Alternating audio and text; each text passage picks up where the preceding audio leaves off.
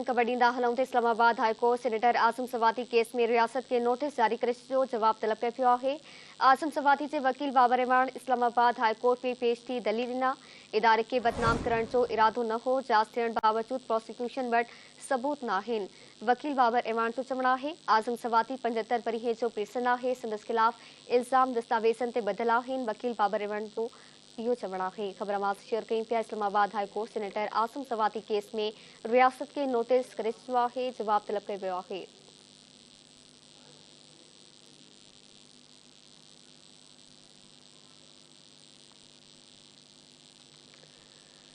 ख़बर मां शेयर कई पिया। इस्लामाबाद हाई कोर्ट सेनेटर आज़म सवाती केस में रियासत के नोटिस जारी करे चुको आहे, जवाब तलब कयो पियो आहे। आज़म सवाती जे वकील बाबर इमरान इस्लामाबाद हाई कोर्ट में पेश थी दलील ॾिना।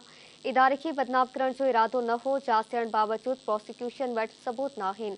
वकील बाबर इमरान चयो त आज़म सवाती 75 वरीह जो पेसन आहे, संदसि ख़िलाफ़ इल्ज़ाम दस्तावेज़नि ते ॿधल आहिनि।